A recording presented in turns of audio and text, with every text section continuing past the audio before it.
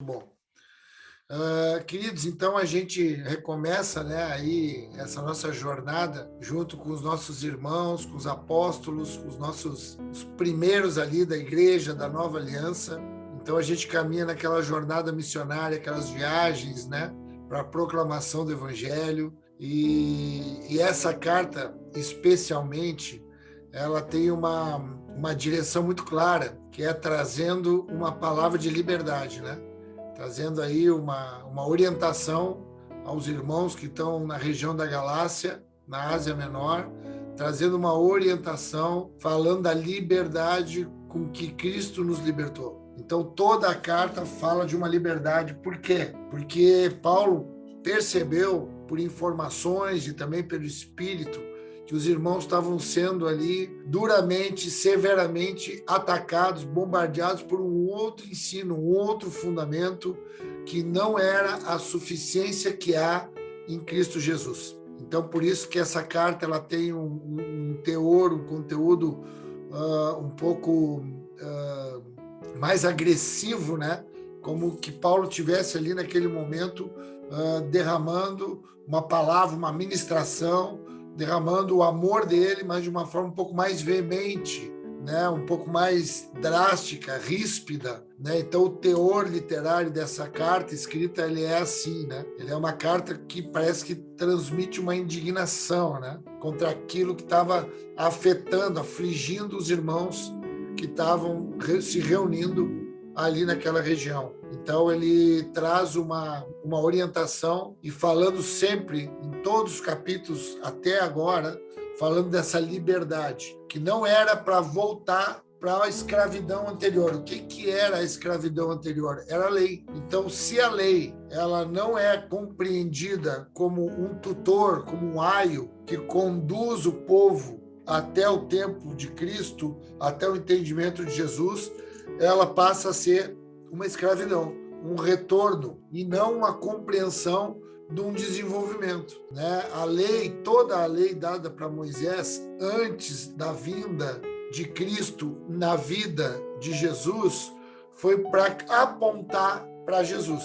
Então, a partir do momento que Jesus apresenta Deus vivo na terra como nosso primeiro irmão, o filho que era unigênito e que a partir de então se torna primogênito, agora foi cumprida toda a etapa anterior. Então, o que havia agora de pregação era que tinha algumas coisas da etapa anterior que ainda teriam que se cumprir. E isso que estava sendo rebatido, né, com uma argumentação veemente através da vida do apóstolo Paulo.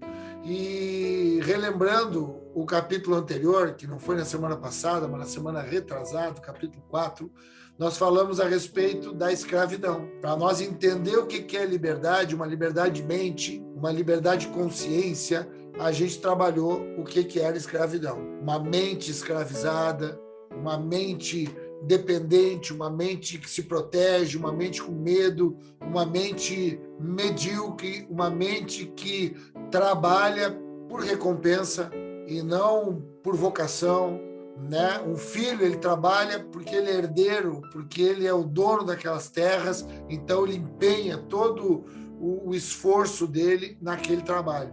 Agora o escravo não, o escravo ele trabalha também naquela mesma terra, mas trabalha com o intuito simplesmente de ganhar o seu pão de cada dia, sua recompensa ali monetária, né?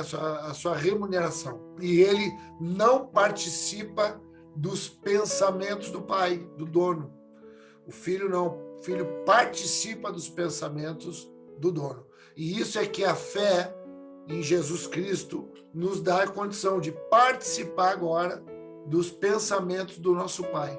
Deus fala diretamente conosco, não mais por imagens, não mais por histórias, como aconteceu no Antigo Testamento, mas agora o Espírito, ele nos guia, falando conosco, falando com essa comunidade que é chamada igreja. A igreja não é o local geográfico que o povo se reúne, mas é gente reunida pelo mesmo Espírito no seu coração. Então, essa é a igreja. Por isso que a igreja nunca vai poder ser vista por uma pessoa sozinha. A igreja ela é vista quando, ainda que essa pessoa sozinha, ela reflita uma comunhão, ela reflita uma família. Aí, vendo essa família tem um pai, e aí é o Pai nosso. Amém, queridos? Então, isso é importante a gente saber. Uma mente escrava, às vezes, pensa que tem um pai individual, meu pai. Não, ele não é o meu pai, ele é um pai nosso. Ele é um pai que se espalhou. E essa era a dificuldade dos judeus entenderem. E até hoje eles não compreendem. Aqueles judeus que eles não receberam ainda esse avivamento, esse despertamento pelo Espírito Santo, no seu espírito, eles estão impedidos de receber essa verdade absoluta que liberta. Amém, queridos? Então, isso que a gente viu, falamos ali do filho da escrava, Ismael, filho da Agar, com Abraão, e o filho da livre, que é a expressão da graça, a expressão de Jesus, a expressão da nova aliança em Isaac. Então, nós finalizamos o capítulo 4 assim. E agora entraremos no capítulo 5, trabalhando um pouco mais específica e minuciosamente essa questão de liberdade, de escravidão e de amor. Então, acompanhe comigo ali o capítulo 5, eu vou ler a partir do versículo 1. Diz assim: para a liberdade foi que Cristo nos libertou. Por isso, permaneçam firmes e não se submetam de novo a julgo de escravidão. Eu, Paulo, lhes digo que, se vocês se deixarem circuncidar, Cristo não terá valor nenhum para vocês. De novo, testifico a todo homem que se deixa circuncidar, que o mesmo está obrigado a guardar toda a lei. Vocês que procuram justificar-se pela lei, estão separados de Cristo. Vocês caíram da graça de Deus. Presta atenção nisso. Então, caíram da graça de Deus. Não vivem a graça de Deus. Estão ainda vivendo debaixo de algo superado, antigo, completado, a lei. Caíram da graça de Deus. Versículo 5. Porque nós, pelo Espírito, aguardamos a esperança da justiça que provém da fé. Porque em Cristo Jesus, nem circuncisão, nem a incircuncisão tem valor algum, mas a fé que atua pelo amor. Aqui eu quero dar só uma paradinha para a gente poder sublinhar, ratificar isso que nós temos estudado ultimamente. Lá no domingo, sem ser esse que passou o outro, nós trabalhamos a fé que desenvolve para o amor, a fé que evolui para o amor.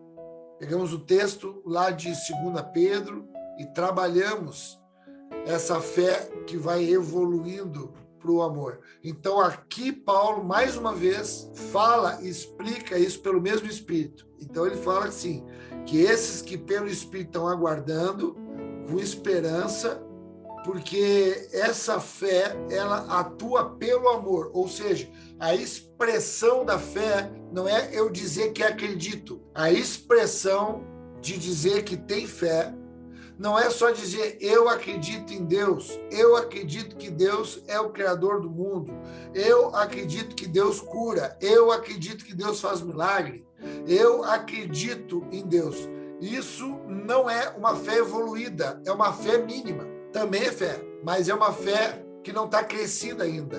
A palavra de Deus, a vida de comunhão, a vida desse ambiente que nós vivemos aqui intensamente, ela faz com que nós evoluamos para o amor, para a expressão de alguém que ama. E amar não é gostar. Amar é alguém que ama porque foi amado por Deus. O amor, só quem tem o amor é Deus. Nós estudamos também isso no domingo pela manhã. Pastor Carazinho trouxe essa palavra do amor para a gente poder pensar, discutir, conversar um pouquinho a respeito dela. Então, essa fé ela evolui para a expressão do amor. Expressão do amor é uma expressão daquilo que diz que o amor é. Lá em 1 Coríntios 13, ele é paciente, ele tudo espera, tudo crê, tudo sofre e tudo suporta. Ou seja, ele não é aquele amor romântico do filme,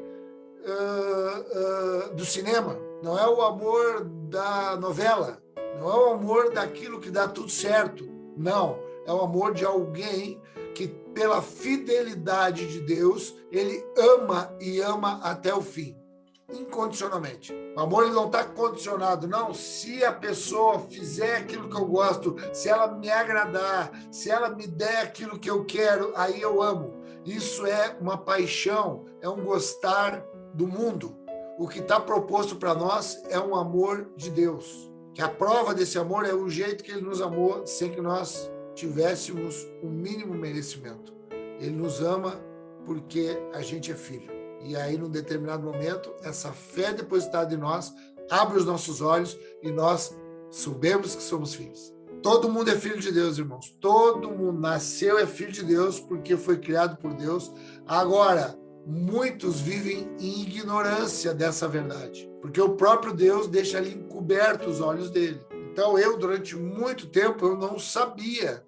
Eu achava que eu era ali uma pessoa criada por Deus, uma pessoa, mas eu não sabia que eu era filho de Deus. O máximo que eu sabia, eu dizia que eu era filho de Deus porque Deus cuidava de mim. Mas eu não dizia que eu era filho de Deus porque eu queria assumir responsabilidade com aquilo que o meu pai tinha como desejo nesse mundo, que era amar. Então a fé vai nos dando essa compreensão. Então, a fé que evolui para o amor. Versículo 7. Vocês vinham correndo bem. Quem foi que impediu de continuar a obedecer à verdade? Essa persuasão não vem daquele que os chamou. Um pouco de fermento leveda toda a massa. Tenho confiança no Senhor de que vocês não mudarão a sua forma de pensar. Mas aquele que está perturbando vocês, seja quem for, sofrerá a condenação. Mas, irmãos, se ainda prego a circuncisão, por que continuo sendo perseguido? Nesse caso, estaria desfeito o escândalo da cruz. Outra paradinha aqui para nós entender. Às vezes a gente vai lendo muito rápido assim, né?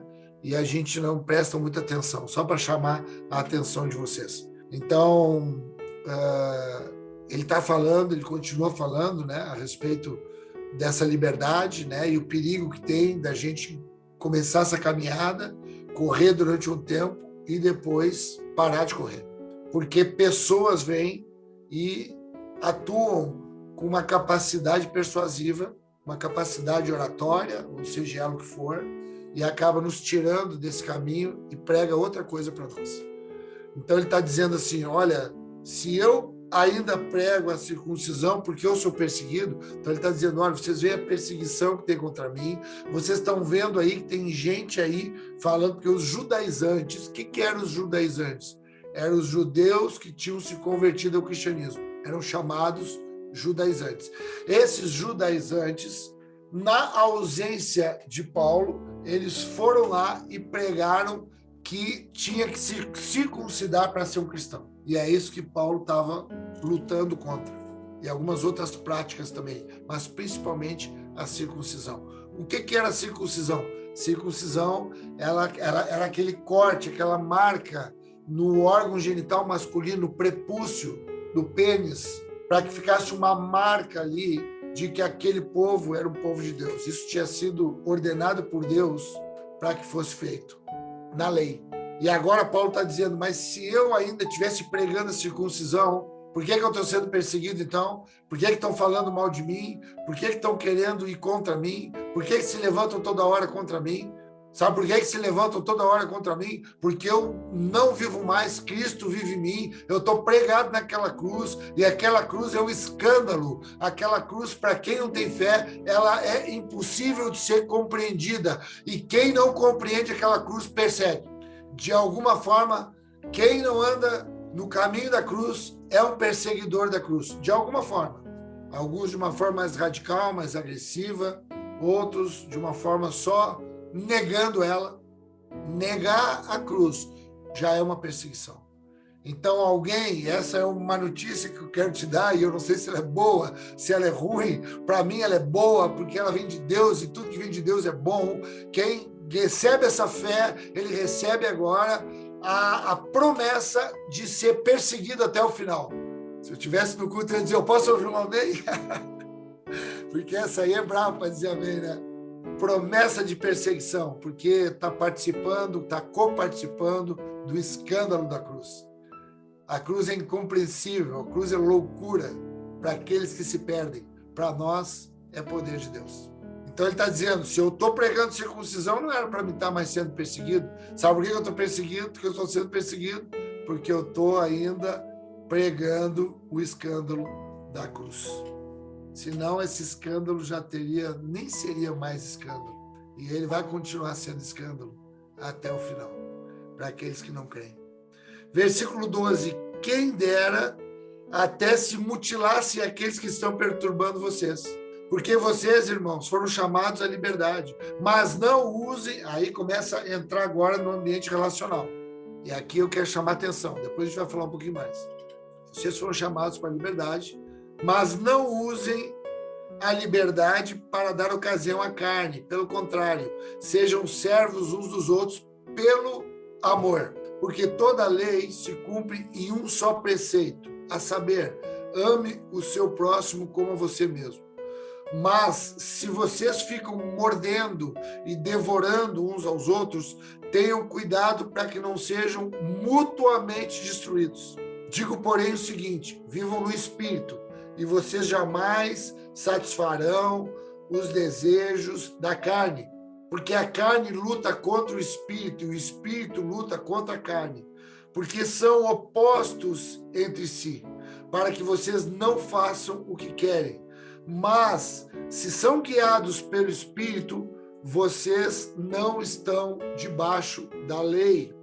Ora, as obras da carne são conhecidas: imoralidade sexual, impureza, libertinagem, idolatria, feitiçaria, inimizades, rixas, ciúmes, iras, discórdias, divisões, facções, invejas, bebedeiras, orgias e coisas outras semelhantes a estas. Declaro a vocês, como antes já os preveni, que os que praticam tais coisas não herdarão o reino de Deus. Não herdarão o reino de Deus. Mas o fruto do Espírito é amor, alegria, paz, longanimidade, benignidade, bondade, fidelidade, mansidão e domínio próprio. Contra essas coisas não há lei. E os que são de Cristo Jesus crucificaram a carne com as suas paixões e os seus desejos. Viu lá como a gente está crucificado lá naquele escândalo? Por isso a gente crucificou essas paixões. Sabe o que são essas paixões? É o desejo de não ser perseguido. Isso é uma paixão do mundo. Isso é uma busca da nossa carne. Desejo de não ter a vida um escândalo. O desejo de não ser odiado. O desejo de não ser contrariado. O desejo de não ser disciplinado. Isso são paixões. Nossa carne é apaixonada por essas coisas. Mas nós que fomos pela fé, crucificados lá com Cristo, também a nossa carne foi crucificada. Não vão prevalecer essas coisas na nossa vida, porque a nossa fé vai evoluir para o amor. Versículo 25 e 26, para finalizar a leitura. Se vivemos no Espírito, andemos também no Espírito. Então não basta só viver no Espírito, tem que andar, é uma caminhada contínua, é uma caminhada constante, viver e andar no Espírito. Não nos deixemos possuir de vanglória, provocando uns aos outros, tendo invejas uns dos outros. Uma versão fala irritando uns aos outros. Amém, queridos, graças a Deus. Vamos começar então trabalhando no primeiro ponto, primeira chamada de atenção. Qual é a chamada de atenção? A chamada de atenção é essa. Não é porque nós ganhamos a liberdade em Cristo, nos libertamos da escravidão, que nós agora podemos descansar nessa liberdade. Essa liberdade precisa ser cuidada. Essa liberdade precisa ser vigiada. Por isso a comunhão, por isso andar juntos, para que nós não corramos o risco de voltar para a escravidão, voltar para aquela velha maneira de pensar, reduzida, diminuída.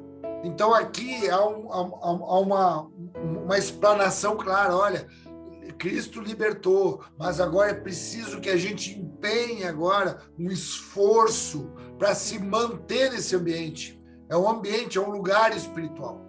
Que a gente precisa manter agora isso com esforço, com empenho, com disciplina, com luta, com combates. Há um perigo, eles cuidado, porque pode ser que vocês queiram voltar para aquele lugar. Cuidado para não voltar para aquele lugar. O que está vindo agora aí no meio de vocês é uma tentação para que vocês voltem para o lugar que Cristo tirou vocês. Se vocês de novo quiserem achar que tem que fazer alguma coisa, que tem alguma... Porque o problema de Paulo não era com a circuncisão, e não era com alguma festa ou alguma coisa que a lei apontava. O problema de Paulo era que se desse algum mérito para o homem a salvação. Era a gente ter o engano que se nós fizermos alguma coisa, nós somos recompensados por Deus. Esse é o pensamento do escravo. Se eu fizer alguma coisa, eu sou recompensado. Se eu trabalhar, eu sou recompensado. Se eu orar, eu sou recompensado. É contra isso que Paulo está lutando, contra essa mentalidade meritocrata, onde a gente pode fazer alguma coisa para merecer. A salvação não é assim, porque quando a gente faz isso, quando a gente pensa assim, a gente anula o que Cristo fez na vida de Jesus, o sofrimento de Jesus para demonstrar um Cristo, aquele que segue a vontade do Pai, que é esse que nós somos, eu e tu, Cristo. Então, se há algum mérito, se precisa ainda fazer alguma coisa, aquele sacrifício está anulado. Se tem algum outro sacrifício para ser feito, aquele sacrifício está anulado. Por isso que Paulo diz, se vocês estão falando que ainda precisa cumprir a lei, então tem que cumprir toda ela. Então tem que cumprir as festas, então tem que cumprir tudo que fala na lei, não eleger alguma outra coisa. Tem que fazer sacrifícios de novo de animais, tem que fazer, porque o sacrifício do Cordeiro que Deus enviou para o mundo, para tirar o pecado do mundo, não foi suficiente para essa consciência que não tem esse nível de entendimento. Porque vocês anulam aquilo que Deus demonstrou pela vida sacrificial do nosso irmão mais velho, Jesus, que era o Cristo, que apontou para nós o milagre da salvação, o milagre da redenção, compraram a nossa vida. Nós éramos escravos e fomos redimidos, fomos comprados com preço de sangue e chamados para a liberdade por um Senhor maravilhoso. Ele é o nosso Senhor e nosso Salvador. Sabe por que ele é o nosso Senhor e Salvador? Porque ele é maravilhoso, ele nos liberta. Um senhor, quando comprava um escravo de outro senhor, era para deixar esse escravo no outro lugar. Agora, o que Cristo fez é nos deixar nas mãos de um Senhor que nos tira da parte de escravo e nos coloca para dentro de casa como filho. Porque esse Senhor, ele é nosso Pai. Ele é o Pai nosso. Então, essa é a chamada de atenção. Cuidado. Eu quero ler um texto que está ali em 2 Pedro 22, a partir do versículo 17. 2 Pedro 2, desculpa, queridos, a partir, imagina, 2 Pedro 22, nós não ia achar nunca, né? 2 Pedro 2, a partir do versículo 17 até o 22, né? Aí fica melhor. Ele está falando ali de alguns falsos profetas aí que têm vindo, que têm aparecido, mestres que são falsos, gente ensinando. Tu vê como isso aí é rebatido, né? E é alertado por todo o Novo Testamento, né? Essas pessoas que vêm ali enganadas, iludidas e muitas vezes sinceras, mas pregando coisas que não estão de acordo com o Evangelho e com a sã doutrina. Então, no versículo 17 do capítulo 2 de 2 Pedro, ele começa dizendo assim: estes são fontes sem água. Está falando desses mestres, né? Esses falsos mestres, falsos profetas, são fontes sem águas, névoas impelidas pela tempestade, para as quais está reservada a escuridão, para os quais está reservada a escuridão das trevas eternamente, pois proferem palavras arrogantes de vaidade, e nas concupiscências da carne engodam com dissoluções aqueles que estavam prestes a fugir dos que andam no erro, prometendo-lhes liberdade. Olha só que a promessa é a mesma de Deus. É muito perto, essa linha é muito tênue. A promessa dessa voz é a promessa de liberdade, sendo eles mesmos escravos da corrupção, porque de quem um homem é vencido, do mesmo é feito escravo. Se depois de ter escapado da corrupção do mundo, mediante o conhecimento do Senhor e Salvador Jesus Cristo, forem outra vez envolvidos nelas e vencidos, tornam-se-lhes o último estado pior do que o primeiro. Melhor lhes fora não terem conhecido o caminho da justiça, que, conhecendo, desviaram-se do santo mandamento que lhes fora dado. Deste modo, sobreveio-lhe o que diz o provérbio verdadeiro: o cão voltou ao seu próprio vômito e a porca lavada voltou a revolver-se na lama.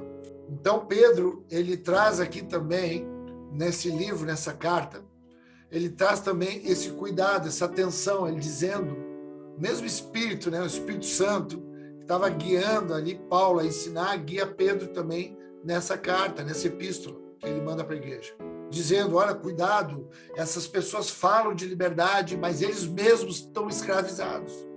Presta atenção para vocês verem como eles estão escravos da corrupção.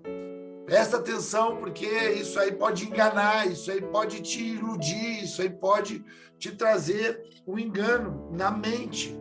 Uma vez que alguém foi iluminado, uma vez que alguém conheceu, uma vez que alguém se entregou e sai daquele ambiente e volta para o outro ambiente, ele faz uma analogia, que é como o cachorro que volta para o seu próprio vômito, ou a porca que foi lavada e volta para se sujar na lama.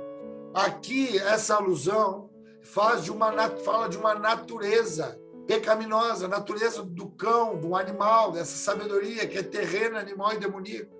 Então, esse cachorro que ele come o alimento, aquele alimento, ele é regurgitado, ele sai para fora, e para ele não tem consciência do que é aquele alimento, e para ele é um alimento, ele pega de novo aquele alimento. Então, aquilo que ele estava comendo anteriormente, agora foi tirado de dentro dele, ele entra numa insanidade, pega aquilo e bota para dentro dele de novo.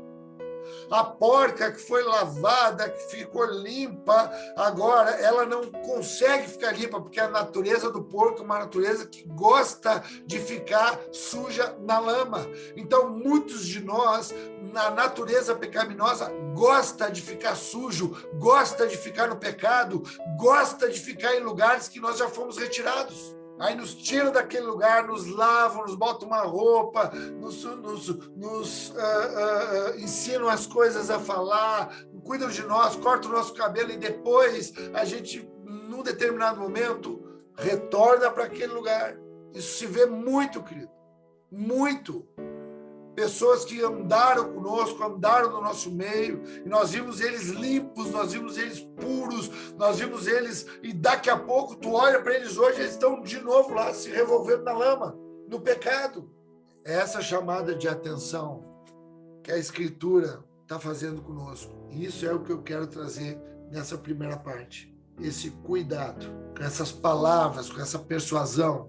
Nós somos filhos. E aqui eu quero entrar agora naqueles que vivem pelo Espírito. Então, se vocês puderem escrever aí que a circuncisão é a justificação pela lei e nos faz cair da graça, nos faz não experimentar mais a graça de Deus, o cuidado de Deus.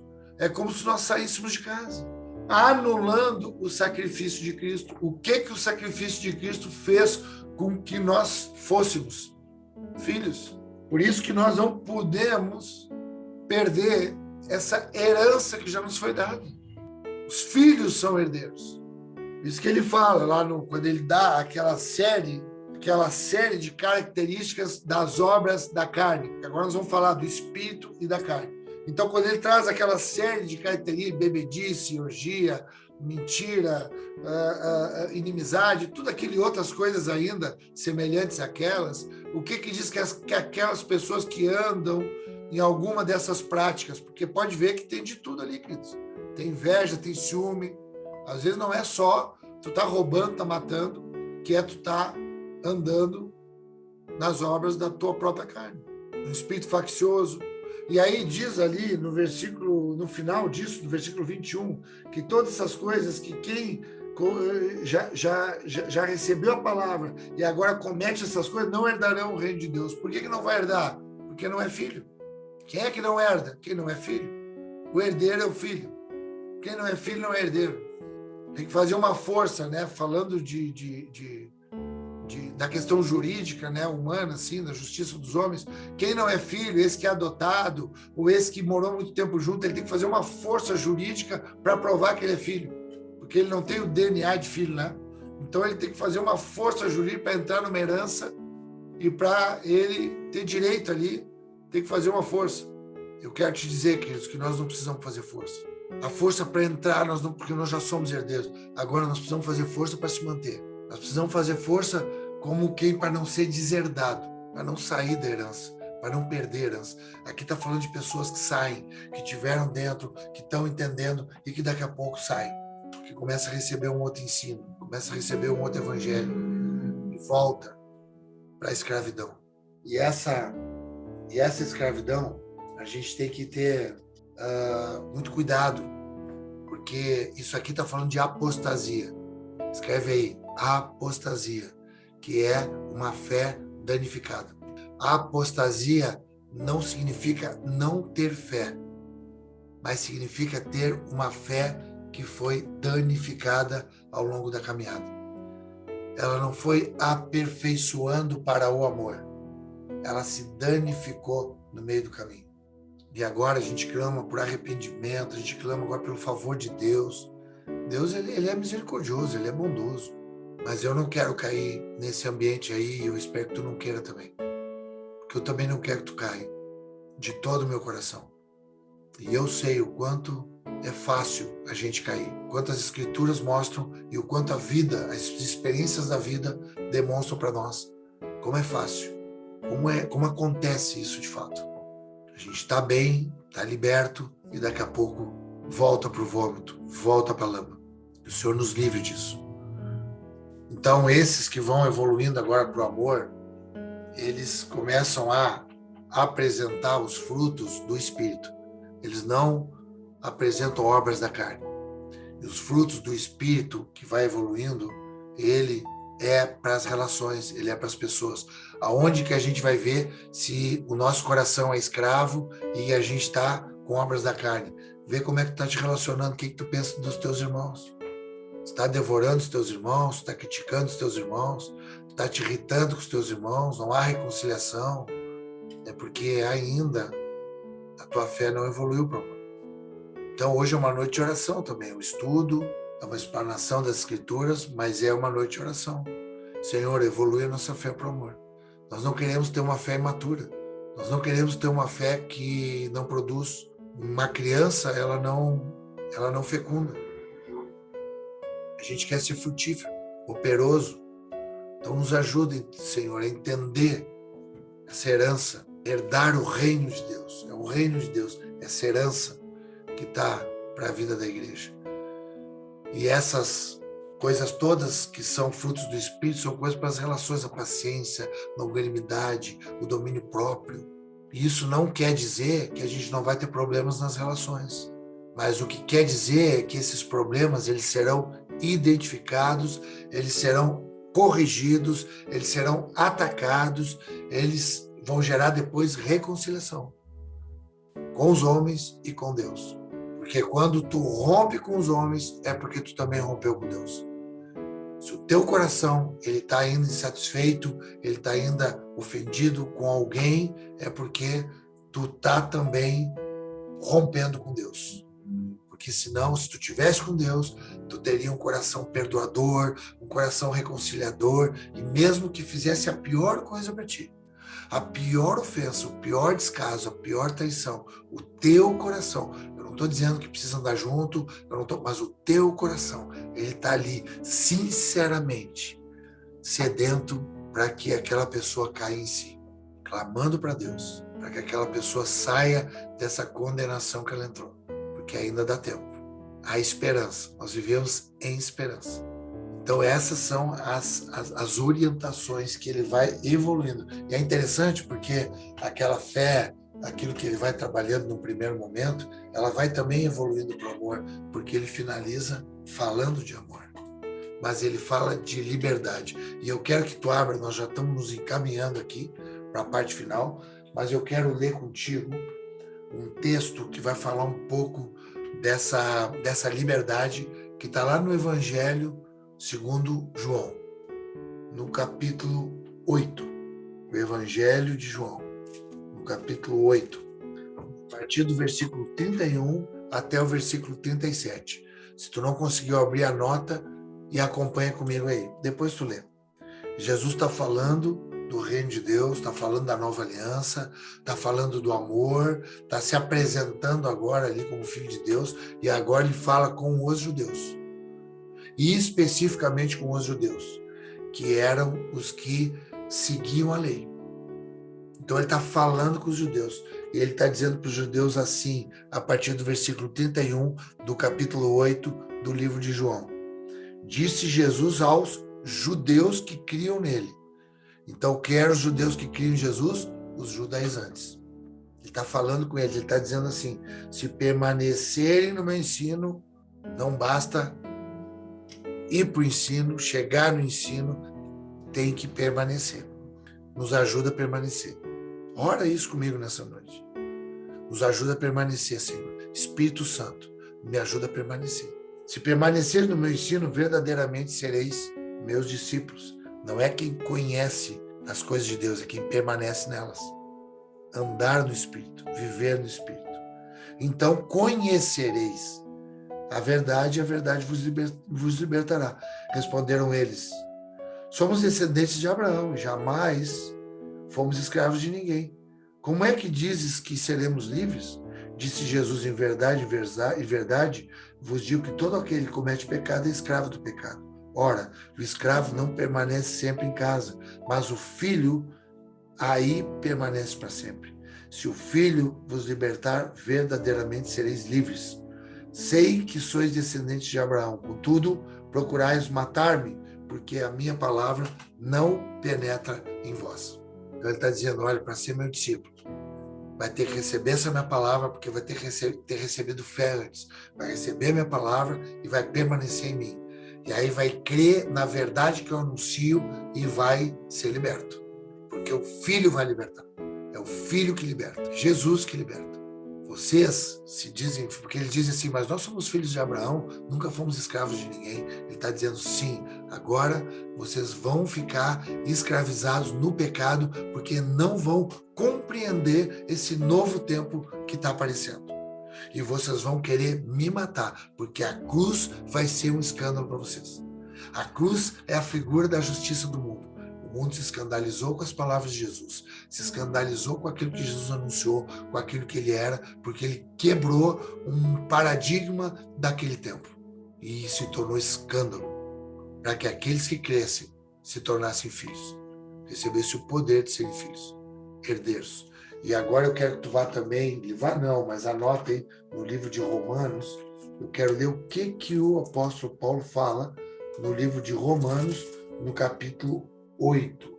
Está falando da vida através do Espírito. No capítulo 8, Romanos, Paulo está falando a partir do versículo 13, diz assim, pois se viver segundo a carne, morrereis, mas se pelo Espírito mortificares as obras do corpo, vivereis, porque todos que são guiados pelo Espírito são filhos de Deus.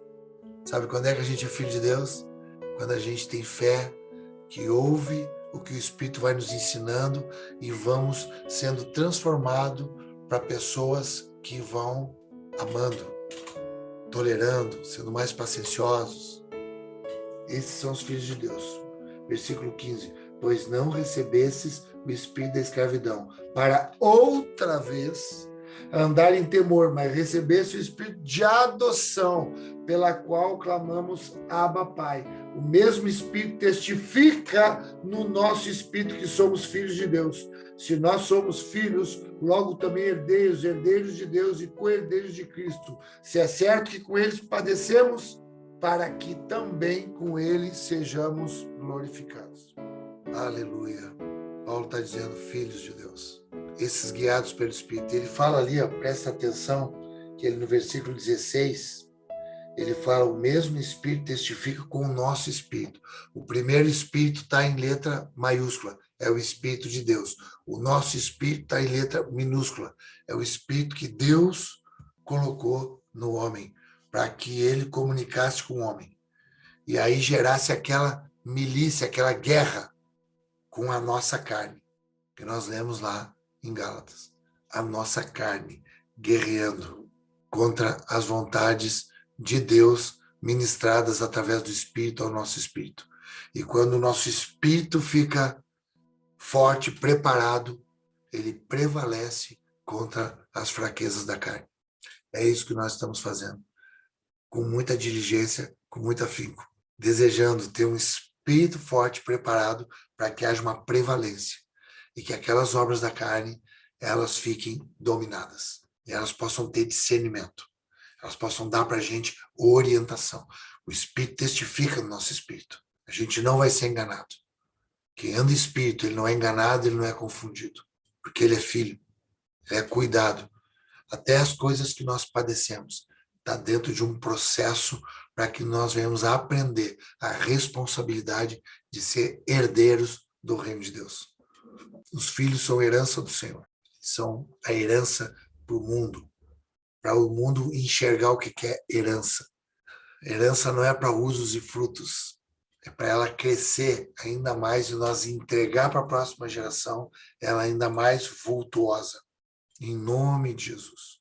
Em nome de Jesus, evoluindo para o amor. O que fica no final, as paixões da carne, aqueles desejos da carne, eles ficam anulados, crucificados lá na cruz do escândalo. Porque nós cremos, porque somos filhos. E o Espírito, ele vai ministrando, vai fazendo a gente não só viver em Espírito, mas andar em Espírito. Aí a gente começa a amar. O mandamento do amor. Para finalizar, no livro de Gálatas, ele falando, né, do amor, como é que fica essa questão do amor, né? Porque o mandamento que fica é o mandamento de amar o próximo como a ti mesmo. O primeiro mandamento, lá em Mateus fala isso, o primeiro mandamento é amar Deus com toda a tua força, com todo o teu entendimento, com toda a tua alma. E o segundo, a Bíblia diz assim, o segundo é semelhante a esse, amar o próximo como a ti mesmo. Quem tem uma relação de amor com Deus, quem consegue entender essa relação de amor com Deus, e ele é herdeiro, ele herda esse amor e ele ama o próximo como ele é amado. Independente do que esse próximo possa dar de reciprocidade para ele. Liberdade. Fomos livres, tu é livre. Foi para a liberdade que Cristo te libertou. E eu queria... guardei assim esses últimos minutinhos aqui, geralmente a gente termina, né? 21h35, é o que eu procuro me disciplinar aqui para terminar, mas eu queria ter uns minutinhos de oração aqui contigo nessa noite. Hoje é uma noite de oração também. É uma noite de clamor. Aleluia. Porque essas coisas são coisas espirituais, queridos. A gente vai estudar, a gente vai aprender, a gente vai saber das coisas de Deus, mas nós precisamos do Espírito nos guiando em toda a verdade. Essa verdade ela só vai se tornar aplicada e palpável nessa nossa teologia aplicada, se o Espírito nos auxiliar. Por isso é uma noite de clamor aqui, de choro mesmo, na presença de Deus, junto com os nossos irmãos. Junto com os nossos irmãos. Eu quero orar contigo, eu quero que tu vá preparando já o teu espírito, aquele espírito de letra minúscula.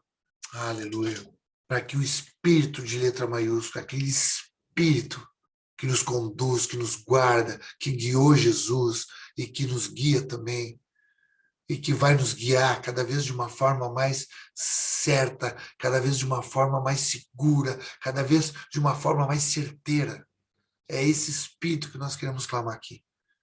Nós queremos ser aqueles adoradores que adoram em espírito e verdade, que reconhecem a Cristo e que se tornam como Ele. Oh, Espírito Santo, eu quero clamar nessa noite com os meus irmãos.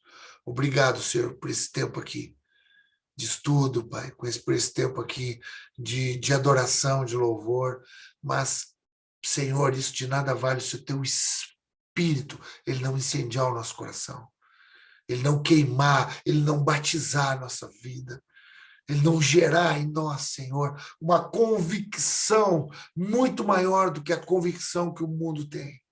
A convicção que o mundo tem, Senhor, de seguir as obras da carne, é a convicção, Senhor, que nós ganhamos do Teu Espírito quando ele começa a gerar frutos em nós. Eu quero te pedir, Pai, nessa noite, frutos do Teu Espírito na minha vida e na vida dos meus irmãos. Cada irmão que está comigo hoje aqui, nessa noite, Senhor, que ele seja cheio dos frutos do Teu Espírito, Senhor. De amor, de paz, de longanimidade. Senhor, aquieta os corações, apazigua os corações. O Teu amor, ele arranca todo medo. Em nome de Jesus. Em nome de Jesus, eu clamo, Senhor, que aqui estejam sendo nascidos e desenvolvidos os Teus filhos, Pai, para que deem frutos e frutos que permaneçam. Pai, a Tua palavra diz que se permanecerem em mim e as minhas palavras permanecerem em vocês, vocês pedirão o que quiserem e vos será concedido. Senhor, eu creio que eu tenho permanecido em Ti e eu creio que as Tuas palavras permanecem em mim. Por isso eu peço com essa convicção pela vida dos meus irmãos, cada um dos meus irmãos que está aqui comigo, Senhor. Aqueles que são guiados pelo Teu Espírito. Não serão enganados, não serão envergonhados, serão despertados, Pai, e ficarão cada vez com mais coragem, ainda que a perseguição venha, ainda que o ódio venha, ainda que a mentira venha, ainda que o vento contrário venha, Pai, que eles permaneçam firmes, porque eles estão alicerçados na Tua rocha, que é Jesus, e guiados pelo Teu Espírito. Muito obrigado, Senhor. Muito obrigado por esse tempo. Obrigado pela vida dos meus irmãos. Obrigado pela vida de vocês, irmãos. Graças a Deus. Queridos, eu queria que a gente tirasse uma selfie agora, para mim postar lá no Instagram, no Face, para as pessoas poderem também receber de alguma forma um pouquinho de tanta... Isso, arruma o cabelo aí, Thiago. Arruma o cabelo aí. Aí é bom ver. As meninas tudo arrumando o cabelo, né? Os homens ficam tudo quietos, assim, olhando. E as meninas já entram ali naquele estado, modo arrumar cabelo. Olha lá, Laís, lá, meu amor. Queridos, quem puder abrir, abre. Quem pode tirar essa selfie aí para mim aí, fazer esse print aí? Façam isso, por favor. Aquela risada bem bonita aí. Eu sei que vai ter gente que vai me ajudar aí. Agora, aleluia! Muito bom. Um beijo, queridos. Deus abençoe a todos. Uma noite aí renovadora para todos vocês. Um beijo, Thaís. Um beijo, Círio, Inice. Um beijo, Edu, Lipe, esse pessoal que está mais longe. Um beijo grande para todos vocês aí. E até semana que vem. Em nome de Jesus.